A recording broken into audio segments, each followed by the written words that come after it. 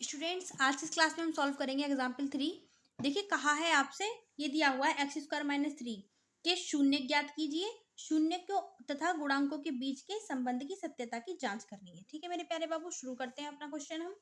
तो हमें जो द्विघात बहुपद दिया हुआ वो दिया हुआ है एक्स स्क्वायर माइनस 3। ठीक है, इसे आप पी एक्स के से भी नोट कर सकते हैं। ठीक है मेरे प्यारे बाबू, ठीक है। सबसे पहले इसके शून्यक निकालते हैं हम। शून्यक निकालने के लिए क्या करते हैं कि जो अपना द्विघात हमारा बहुपद है उसको हम जीरो के बराबर में पुट कर देते हैं। कर दिया, ठीक है। एक्स स्क्वायर, अब माइनस का 3 इधर जाके कैसे हो जाएगा मेरे प्यारे बाबू, प्लस का 3। अब ये जो रूट है इसके ऊपर जब जाएगा तो ये अंडर रूट में चेंज हो जाएगा। किस में मेरे प्यारे बाबू, अंडर रूट में। तो यहाँ से हमको वैल्यू मिलेंगी प्लस माइनस की 3, अंडर रूट 3। ठीक है, प्लस माइनस अंडर रूट 3। तो मेरे प्यारे बाबू यहाँ से हमें दो वैल्यू मिली, प्लस रूट 3 और माइनस रूट 3। सेपरेट करके जब हम लिखेंगे ना, अलग अलग करके लिखेंगे, तो पहले वाले को आप अल्फा मान लीजिए, पहला मूल इस समीकरण का। ठीक है, और दूसरा मूल हमारा क्या होगा, जिसको हम बीटा से रिप्रेजेंट करेंगे। अधिकतम दो ही मूल होंगे क्योंकि हमारी समीकरण की अधिकतम घात 2 है। ठीक है, तो माइनस का रूट 3। ठीक है, अच्छा। अब हमारे मूल तो हमारे ज्ञात हो गए, शून्य तो हमको मिल गए हमारे। अब शून्य और गुणांकों के बीच के संबंध की जांच करनी है। तो अपनी समीकरण को उतार के, ठीक है, इसके व्यापक रूप A X square plus B X plus C से तुलना करके, ठीक है, हम क्या कर लेंगे मेरे प्यारे बाबू, हम अपने गुणांक निकाल लेंगे। एक्स स्क्वायर को छिपा लीजिए, ए के प्लेस पे 1 है, जब कुछ नहीं होता तो वहां पे 1 होता है।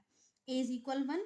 ठीक है, बी एक्स की इसमें फॉर्म दी नहीं हुई है, दी नहीं हुई है तो आप इसको ऐसे लिख सकते हैं, A X sorry X square plus का 0x। ठीक है भाई, जब आपकी बी नहीं है यहाँ पे तो आप 0x लिख सकते हैं। 0x लिखेंगे तो इस समीकरण पे कोई फर्क भी नहीं पड़ेगा। ठीक है, वैसे के वैसे ही रहेगी।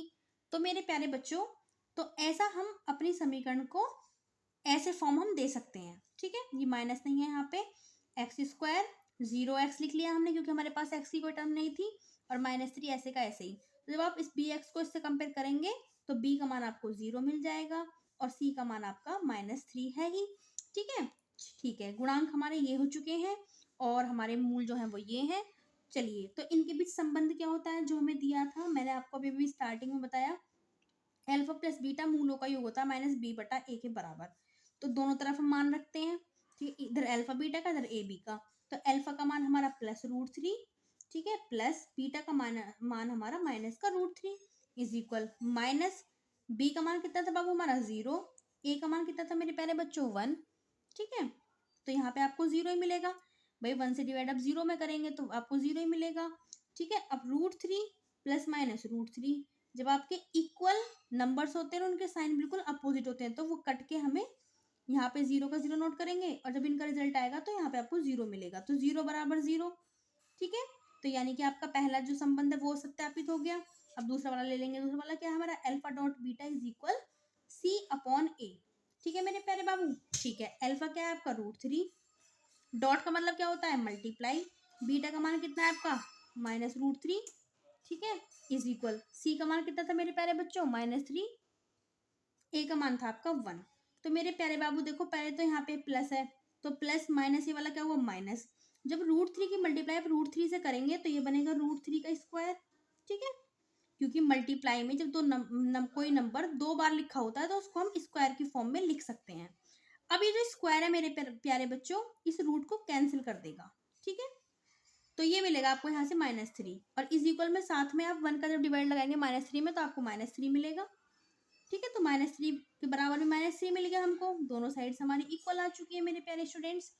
तो LHS बराबर RHS आ गया, यानी कि आपके जो दोनों संबंध थे द्विघात समीकरण के लिए वो दोनों के दोनों सत्यापित हो चुके हैं। दोनों साइड्स, दोनों ही रिलेशनशिप में आपकी इक्वल आई है। ठीक है, यहाँ पे भी और मेरे प्यारे स्टूडेंट्स यहाँ पे भी आप देख सकते हैं। तो इसी तरीके से संबंध की जांच करते हैं। ठीक है, द्विघात समीकरण के लिए इनको आप अच्छी तरीके से रिलेशन को ध्यान रखें, संबंध को ध्यान रखें। और दूसरा पहला वाला कहाँ था आपका, ये रहा। ठीक है, अच्छे से इन्हें ध्यान रखें, ये ध्यान रखिएगा, ये द्विघात समीकरण के लिए है, केवल त्रिघात के लिए भी मैंने आपको लिखवाया था, है ना। चलिए करते हैं अपना नेक्स्ट वाला हम एग्जाम्पल। तो मेरे प्यारे बच्चों बड़े ध्यान से पढ़िएगा आप क्वेश्चन को, जस्ट ए सेकेंड, ये रहा। ठीक है, एक द्विघात बहुपद ज्ञात कीजिए जिसके शून्यकों का योग और गुणनफल क्रमशः ये है।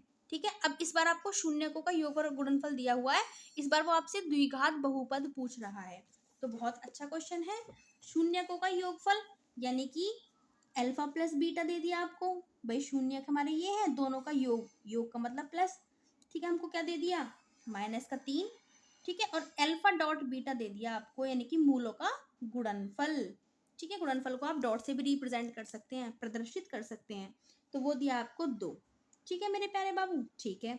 अब अल्फा प्लस बीटा का हम अब देखो छोटी सी बात पढ़ेंगे हम कि जो द्विघात बहुपद का जो व्यापक रूप होता है वो क्या होता है, ax² plus bx plus c, ठीक है, बराबर 0 होता है हमारा, ठीक है। ये हमारा व्यापक रूप होता है। अब किसी तरीके से आपके पास a b c के मान आ जाए निकल के, तो ठीक है, आप इसमें पुट करके आप द्विघात बहुपद बता दोगे, ठीक है, कि द्विघात बहुपद आपका इन वाले शून्य को योग और गुणनफल के लिए क्या होगा। तो आपका टारगेट क्या रहेगा इस बार, एबीसी के मान ज्ञात करना। तो अब ये जो चीज हमें पता होती है उन्हीं का यूज करके हम उन चीजों को ज्ञात करते हैं जो हमें पता नहीं होती। तो अल्फा प्लस बीटा हमें दिया, आप गिवन को नोट कर लीजिए, हमें दिया हुआ है, ठीक है। अल्फा प्लस बीटा का फॉर्मूला क्या होता है, -b/a होता है, हमने पढ़ा, ठीक है। अब ये चीज का फॉर्मूला ये होता है और ये चीज हमको कितनी दी हुई है, -3। अब आप इस वाली चीज को नोट करेंगे, -b/a = -3, यहाँ पे आप 1 मान सकते हैं, ठीक है। इसको आप अभी यहीं छोड़ दीजिए, ठीक है। अपना दूसरा रिलेशन क्या होता है आपका, अल्फा डॉट बीटा होता है हमारा c/a, और अल्फा डॉट बीटा आपको दिया कितना है, 2 दिया हुआ नहीं, तो 2 इसके नीचे आप 1 मान लें। अब देखो a की वैल्यू यहाँ पे भी 1 है, a की वैल्यू यहाँ पे भी 1 है, तो a का मान हमारा कितना आ गया मेरे प्यारे बच्चों, 1, ठीक है। माइनस से माइनस कैंसिल हो गया, b का मान कितना आ गया मेरे प्यारे बाबू, 3, ठीक है। c का मान कितना आ गया, c के बराबर में क्या है आपका, 2। तो abc के मान हमारे यहाँ से निकल के आ चुके हैं। अब इन मानों को आप द्विघात बहुपद के व्यापक रूप में रख दीजिए, ठीक है, पुट कर दीजिए। तो रखेंगे हम ax² plus bx plus c is equal 0। तो a का मान क्या है मेरे प्यारे बाबू, 1x² प्लस b कितना है आपका 3x, ठीक है, मतलब 3 हो जाएगा, x के प्लेस पे x, c के प्लेस पे 2 इज इक्वल 0, ठीक है। तो 1 को हम रिप्रेजेंट करते नहीं है, शो नहीं करते, तो x² plus 3x plus 2 is equal 0, ये हमारा, ठीक है, बहुपद आ चुका है, द्विघात बहुपद, ठीक है। तो यही था इस एग्जाम्पल में मेरे प्यारे बच्चों। अब हमारा लास्ट एग्जाम्पल बचा हुआ है 5, ये तो आपका 4 था, ठीक है मेरे प्यारे स्टूडेंट्स। अब 5 एग्जाम्पल करेंगे हम नेक्स्ट क्लास में, ओके। तब तक आप क्वेश्चन के कॉन्सेप्ट को बड़ी अच्छी तरीके से समझ के कम से कम प्रत्येक प्रश्न को 1 से 2 बार जरूर करें, okay students. Best wishes for your study.